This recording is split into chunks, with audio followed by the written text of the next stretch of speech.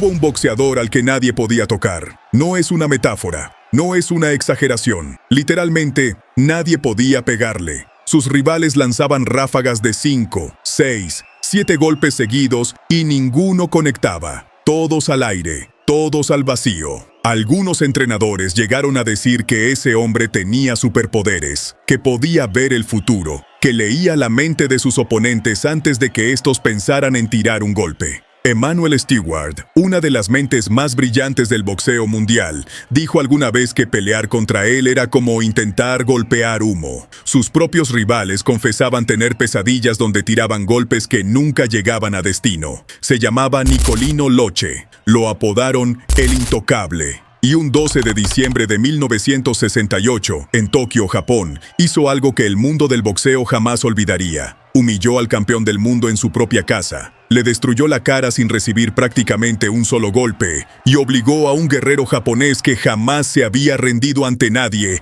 a quedarse sentado en su banquillo, negándose a seguir peleando. Lo que vas a conocer hoy es la historia completa de esa noche. Pero no se trata solo de una pelea. Se trata del escándalo que provocó en Japón, de los almohadones que volaron por el aire, de un público de 13,000 personas que pasó de la furia a la admiración absoluta, y de un tipo que media hora antes de pelear por el campeonato del mundo estaba durmiendo una siesta como si fuera domingo en Mendoza. Si crees que has visto todo en el boxeo, quédate, porque esta historia va a cambiar tu forma de entender este deporte para siempre. Para entender lo que pasó esa noche en Tokio, primero tenés que entender quién era Nicolino Loche y de dónde salió este fenómeno. Porque no nació en una familia de deportistas ni creció en un gimnasio de élite. Nicolino Loche nació el 2 de septiembre de 1939 en Campo de los Andes, un pueblo chiquito del departamento de Tunuyán, en la provincia de Mendoza, Argentina. Era el sexto hijo de una familia humilde de inmigrantes italianos. Su padre, don Felipe, era un noble trabajador que falleció joven, dejando a doña Nicolina Di Benditis sola criando a su numerosa familia. Y el pequeño Nicolino, desde muy chiquito, tenía un problema. Se peleaba con todo el mundo. Todos los días, a la salida del colegio, se agarraba a trompadas con otros chicos del barrio. No importaba si eran más grandes, más fuertes o más numerosos.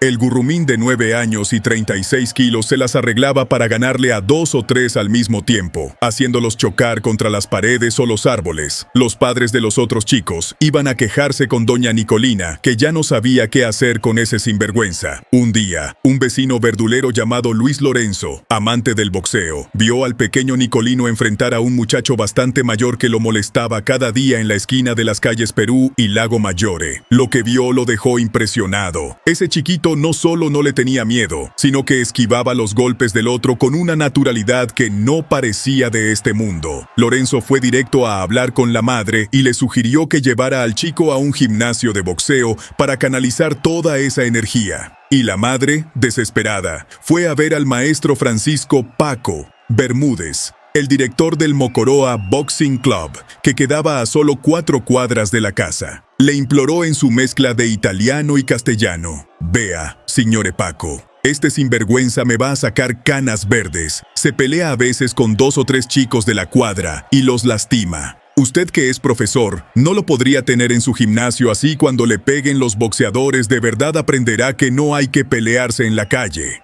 Doña Nicolina quería que al chico le dieran una lección. Lo que no imaginaba es que su hijo iba a convertirse en una leyenda. Paco Bermúdez era un hombre metódico, un estudioso del llamado boxeo científico, una escuela dentro del pugilismo que buscaba optimizar las técnicas de combate usando los principios de la biomecánica. Su mandamiento era simple y demoledor: pegar sin dejarse tocar. Y ahí, en ese gimnasio polvoriento de Mendoza, el pequeño Nicolino encontró su destino. Bermúdez vio algo en ese chico que nadie más veía. No era su fuerza, porque no la tenía. No era su agresividad, porque aunque era peleador callejero, arriba del ring mostraba otra cosa. Una calma antinatural, una capacidad para leer los movimientos del rival que parecía sexto sentido. Bermúdez lo moldeó durante años, perfeccionando lo que la naturaleza ya le había dado: reflejos de felino, una cintura prodigiosa y unos pies que se movían como plumas sobre el ring.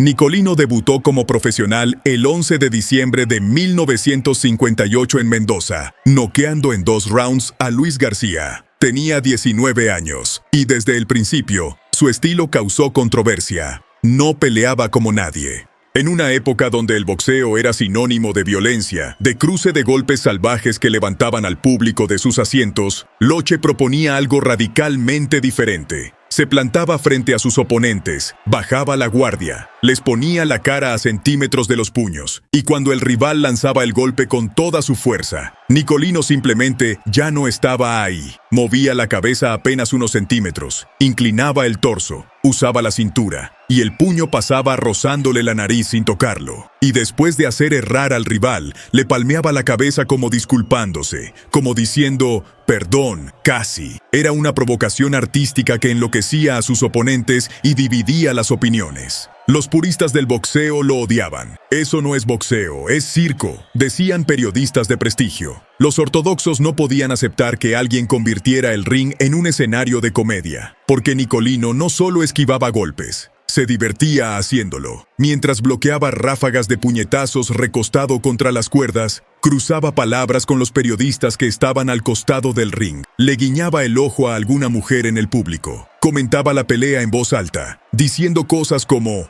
este no, este tampoco, refiriéndose a los golpes fallidos de su rival. Era un showman, un artista que hacía del cuadrilátero su escenario. Fue quizás el primer boxeador de la historia argentina que atrajo público femenino al Luna Park. Las mujeres iban a verlo no por la violencia, sino por el espectáculo, por la gracia, por ese algo inexplicable que emanaba del mendocino cada vez que subía al ring. Pero atención, que esto es fundamental. Loche no era solo esquive, pegaba poco, pero pegaba con una precisión quirúrgica que hacía que cada golpe contara. Su jab de izquierda era un bisturí. Lo colocaba exactamente donde quería, cuando quería, las veces que quería. Y su uppercut de derecha aparecía de la nada, como un relámpago en un día soleado. No noqueaba con frecuencia. Solo un 12% de sus victorias fueron por nocaut. Pero demolía a sus rivales de una forma más cruel. Los destruía psicológicamente. Los volvía locos. Los hacía sentir impotentes,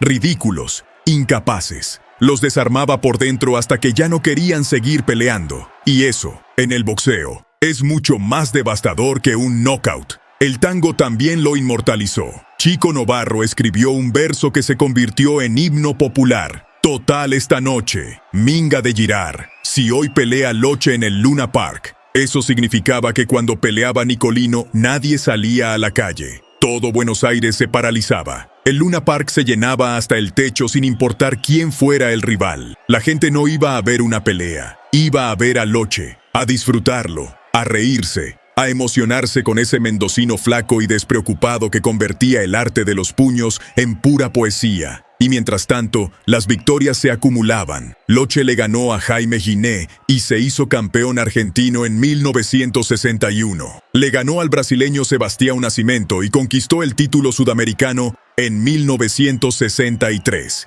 Y después empezaron a desfilar los grandes. El promotor Tito Lectoure, dueño del Luna Park y el hombre más poderoso del boxeo argentino, le traía rivales de categoría mundial para que Nicolino fuera escalando en el ranking. Y uno a uno, todos cayeron. Joe Brown, ex campeón mundial liviano, no pudo con él. Carlos Ortiz, campeón mundial puertorriqueño, tampoco. Sandro Lopopolo, el italiano temible, perdió con claridad. Ismael Laguna, el panameño que muchos consideraban el más completo de su época, fue acaso el más duro de todos. Y Loche le sacó un empate peleando en Buenos Aires. 1 a 1. Los mejores del mundo pasaron por el Luna Park. Y todos se fueron sacudiendo la cabeza, preguntándose cómo era posible que ese tipo los hiciera quedar como principiantes. Y así llegó la oportunidad del título mundial. En aquella época no existían las múltiples organizaciones de hoy. Había un solo campeón del mundo por categoría, reconocido por la Asociación Mundial de Boxeo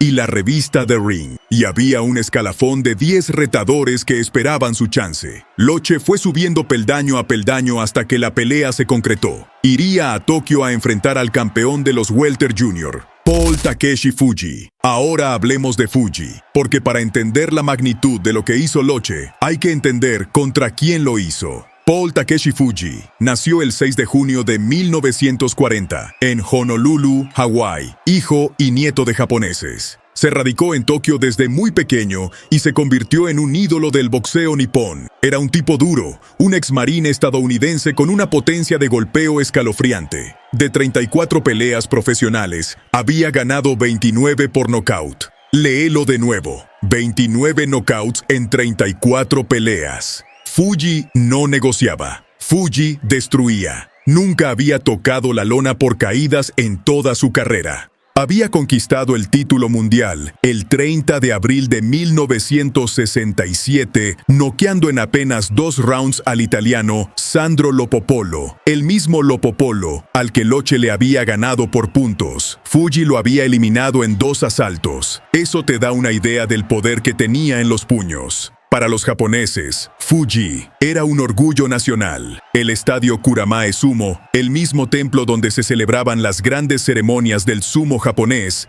estaba preparado para una noche de gloria. 13,000 espectadores ocuparon cada centímetro del recinto. En el ringside no había butacas, sino almohadones blancos sobre el piso, al estilo tradicional japonés. La atmósfera estaba cargada de orgullo nacional, de anticipación, de la certeza absoluta de que su campeón iba a despedazar a ese argentino desconocido que venía del otro lado del mundo. Del lado argentino, la delegación era minúscula. El entrenador Paco Bermúdez, el promotor Tito Lecturre y el sparring Juan Mendoza Aguilar. Eso era todo. 3 personas acompañando a un boxeador en territorio completamente enemigo, a 13,000 kilómetros de casa. Y para cubrir el evento para Argentina, Radio Rivadavia había enviado a Tokio al equipo integrado por el relator Osvaldo Caffarelli, el comentarista Ernesto Cherkis Vialo y el locutor comercial Jorge Cacho Fontana. En 1968 todavía no existían las transmisiones satelitales para la Argentina, así que todo el país tendría que seguir la pelea por radio. Esa noche llovía con furia en Buenos Aires, y millones de personas se pegaron a sus radios para escuchar la voz de Caffarelli narrando lo que ocurría a miles de kilómetros de distancia. Lo que pasó en las horas previas a la pelea ya es material de leyenda.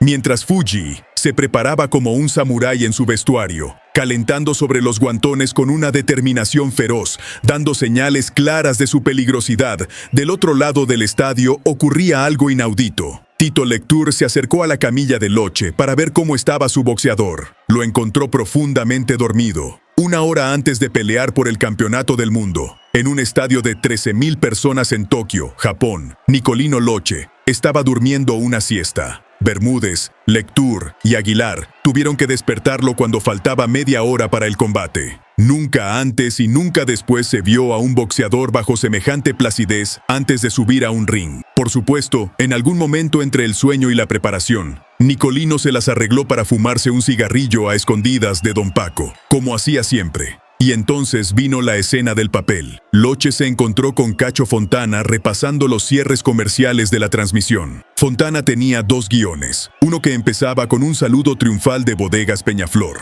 el sponsor de Loche, para el caso de que ganara, y otro más sobrio por si perdía. Nicolino le pidió el papel del segundo guión, el de la derrota. Fontana se lo dio sin entender, y Loche lo rompió en 1000 pedazos delante de todos. Lo miró a los ojos y le dijo: Cacho, tira el otro. Pasa únicamente el que se debe en caso de que sea campeón del mundo. Aquí no hay otra posibilidad. Gano o gano. La seguridad de ese hombre era de otro planeta. Llega la hora. El estadio Kuramae Sumo ruge. 13,000 japoneses esperan ver a su campeón destronar al intruso argentino. Fuji sube al ring como un guerrero, con la mandíbula apretada, los ojos clavados en el horizonte. Del otro lado, Loche sube con la tranquilidad de quien va a dar un paseo por el parque. El árbitro estadounidense Nick Pope los llama al centro. Fuji mira a Loche con intensidad asesina. Loche le devuelve una mirada casi indiferente, como si estuviera pensando en otra cosa. La campana suena. Comienza el combate por el Campeonato Mundial de los Welter Junior, y la primera sorpresa ocurre inmediatamente. Todos esperaban que Loche se fuera a las cuerdas, como hacía siempre en Buenos Aires. Pero no. Nicolino se planta en el centro del ring,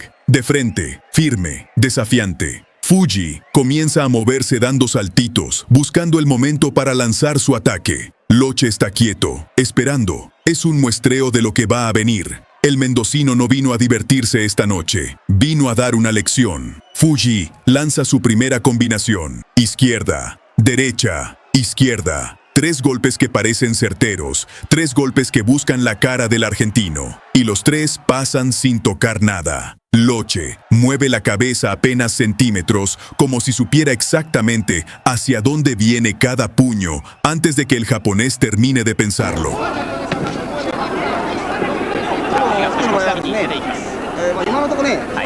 El público contiene la respiración. Eso no puede estar pasando. Fuji vuelve a atacar, esta vez con más furia, con más velocidad. Una ráfaga de 4 golpes. 5, 6. Ninguno conecta. Todos al aire. Loche los esquiva como quien evita gotas de lluvia, con una naturalidad que desafía la lógica. El primer round termina y ya se siente algo raro en el ambiente. Fuji vuelve a su esquina con el ceño fruncido, respirando fuerte, sin entender qué está pasando. Loche camina tranquilamente a su banquillo donde Bermúdez le da instrucciones con una calma pasmosa. En el segundo round, Loche empieza a mostrar su otra cara, la ofensiva. Bermúdez le ordena anticipar con la izquierda, siempre primero, y Nicolino obedece. Sale y comienza a colocar el jab de izquierda en la cara de Fuji. 1 vez, 2 veces, 3 veces, 20 veces. El golpe llega siempre al mismo lugar, con la misma precisión, como si Fuji tuviera un blanco pintado en la cara, y Loche fuera el único que lo veía. Los golpes de Nicolino no son bombas atómicas, no derriban paredes, pero llegan con una puntería quirúrgica que empieza a dejar marcas. La piel alrededor de los ojos de Fuji comienza a enrojecerse y Loche empieza a jugar sucio, pero con su particular estilo. Cuando se traban en el cuerpo a cuerpo, Nicolino le mete el pulgar, lo agarra, le tira del brazo, hace todo lo posible por enfurecerlo.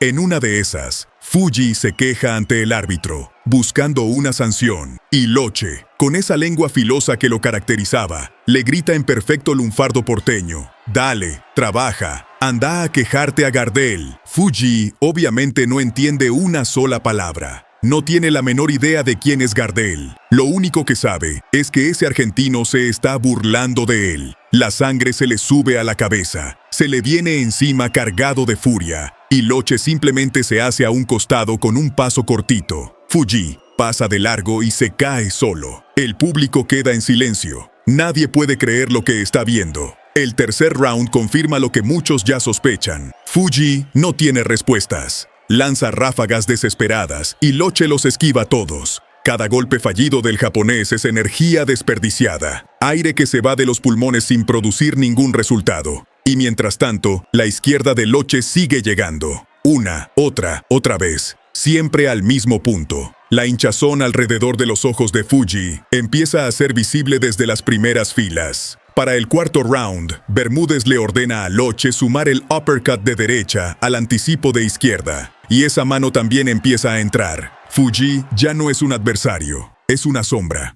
Resopla, dice algo en japonés que nadie del rincón argentino entiende, pero su lenguaje corporal lo dice todo. Está frustrado, confundido, impotente. El guerrero que nunca había tocado la lona está siendo humillado, sin poder hacer nada para evitarlo.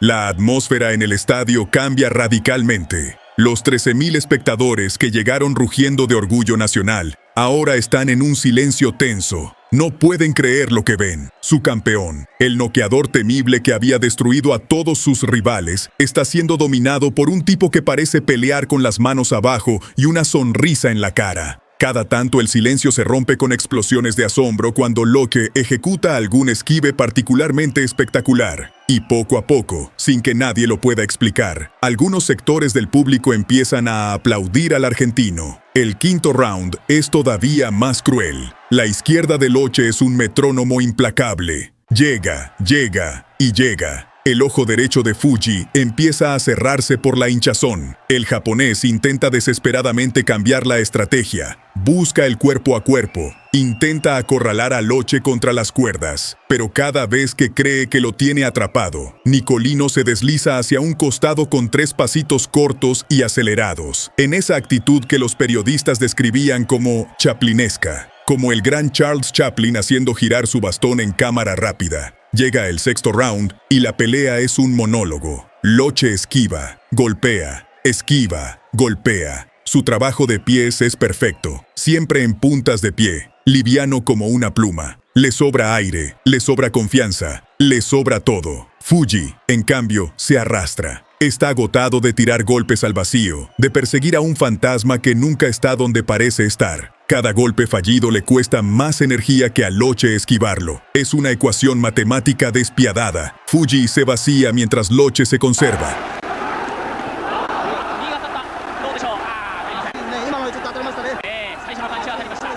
El séptimo round trae un momento de peligro real. Fuji, en un arranque de desesperación, conecta un golpe duro que hace efecto en Loche. Es el primer impacto real de toda la pelea. Nicolino siente las piernas flojas y por un instante piensa que todo puede irse al diablo. Pero hace algo genial. Se queda quieto, completamente inmóvil. Y Fuji, que después de 9 rounds sin poder tocarlo, ya no entiende nada de lo que hace el argentino. No se da cuenta de que el golpe hizo efecto. No se anima a atacar porque no comprende su boxeo. Si Nicolino está quieto, debe ser una trampa más. Y así, sin saberlo, Fuji desperdicia la única oportunidad real que tuvo en toda la noche. Loche se recupera en segundos. Por dentro algo le dice, dale Nico, ya falta poco, y sigue adelante. El octavo round es una carnicería artística. El rostro de Fuji es irreconocible. Ambos ojos están casi cerrados por la hinchazón. Los pómulos están amoratados. La nariz sangra. Cada jab de Loche llega como una sentencia. El público japonés, que había venido a celebrar a su ídolo,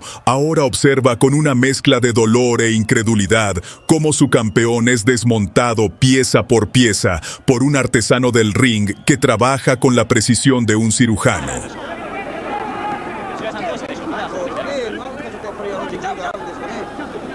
Fuji sigue peleando porque es un guerrero, porque su espíritu de samurái no le permite rendirse, pero su cuerpo ya no responde. Está peleando con el corazón, no con los puños. Noveno round. Loche sabe que la pelea está ganada hace rato, pero no afloja. Hace de todo. Esquiva con la cintura, esquiva con la cabeza, pega de derecha, pega de izquierda. Contraataca con combinaciones que llegan todas a destino. Lo que más lo asombra a él mismo es el aire que le sobra. Está fresco, ágil, en puntas de pie como en el primer minuto de la pelea. Ve a Fuji desesperado y puede sentir que el final se acerca. Cuando suena la campana marcando el fin del noveno round, Loche ve algo que nadie más ve todavía. La expresión de derrota absoluta en el rostro desfigurado de Fuji. El japonés camina hacia su banquillo arrastrando los pies, con la cabeza gacha, y algo en su lenguaje corporal le dice a Nicolino que ya no va a salir. Va al rincón y se lo dice a Bermúdez.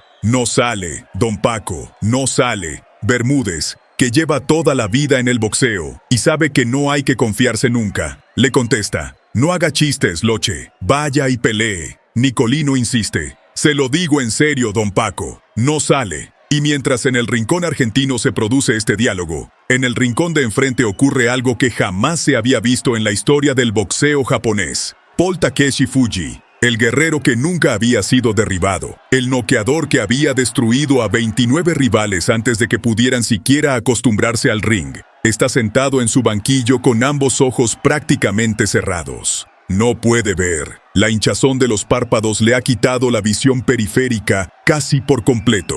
Está exhausto, sangrante, herido en el orgullo y en el cuerpo. Sus segundos le vacían botellas de agua helada en la nuca. Le pasan una toalla desde el torso hasta el cuello. Intentan reanimarlo, pero Fuji menea la cabeza, de un lado al otro, despacio. La señal es clara. No puede seguir, no quiere seguir. No tiene sentido seguir persiguiendo a un fantasma al que no puede ver ni tocar. La campana llama al 10º round. El árbitro Nick Pope mira hacia el rincón de Fuji, esperando que el campeón se levante. Pero Fuji no se levanta. Se queda sentado. Sus segundos no pueden creerlo. El público no puede creerlo. 13,000 personas están viendo algo impensable. Un campeón japonés rindiéndose en su propia casa. Pope sale de su rincón neutral para confirmar lo que está ocurriendo. Camina hacia el rincón de Fuji. Mira al campeón sentado, destruido, derrotado, y levanta los brazos confirmando el nocaut técnico. Y entonces pasan dos cosas al mismo tiempo. Del lado argentino,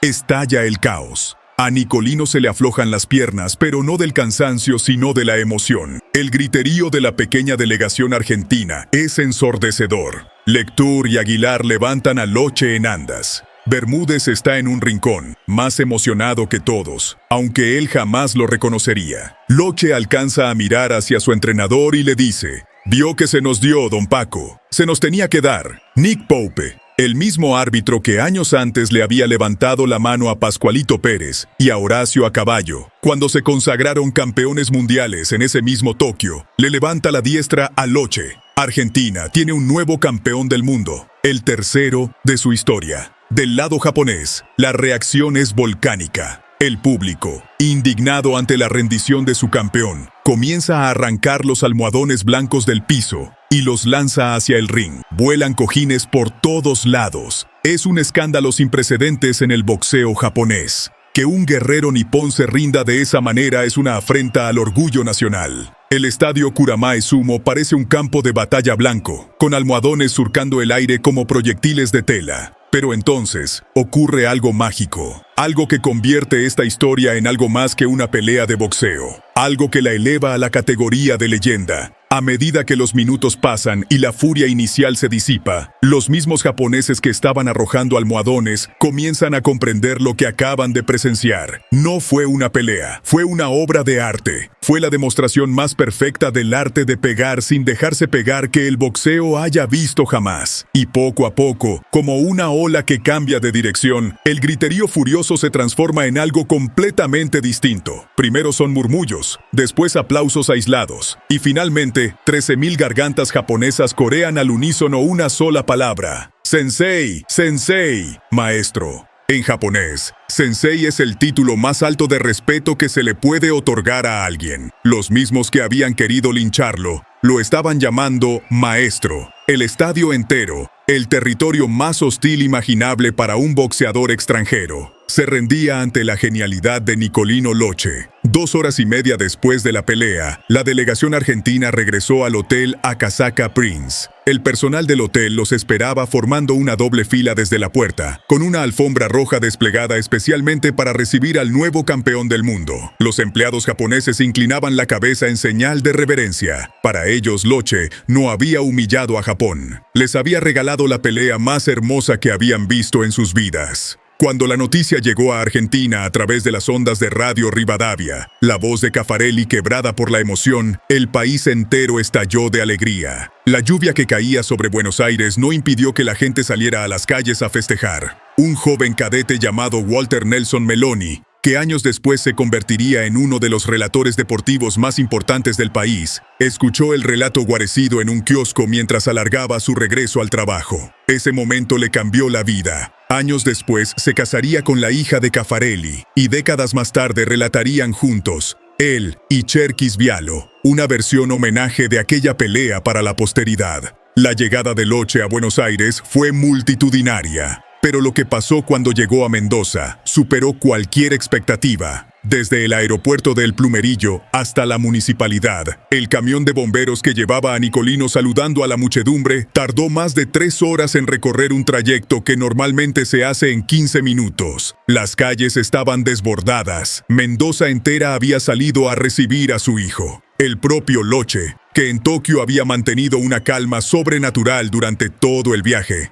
finalmente se quebró. Cuando vio a toda esa gente, lloró con ganas. Recién ahí entendió lo que había logrado. Bermúdez se lo había advertido en el avión de regreso. Ya se dará cuenta, Loche, lo que ha conseguido. Y tenía razón. Y hay un detalle más que eleva esta historia al nivel de mito absoluto. Años después, un periodista argentino se cruzó con Paul Fuji en las calles de Tokio. El japonés, respetuoso como buen oriental, reconoció al periodista y pronunció dos únicas palabras en español: Nicolino Loche. Para Fuji, más allá del dolor deportivo por la derrota más aplastante de su carrera, Loche representaba la sublimación del arte de los puños en un solo hombre. No le guardaba rencor, le guardaba admiración. Después de la pelea, un reportero se acercó a Loche y le preguntó cómo se sentía tras semejante combate. Nicolino, con la tranquilidad de siempre, encendió un cigarrillo, le dio una pitada larga y contestó con una frase que ya es patrimonio del folclore argentino. ¡Qué pelea! Esa noche del 12 de diciembre de 1968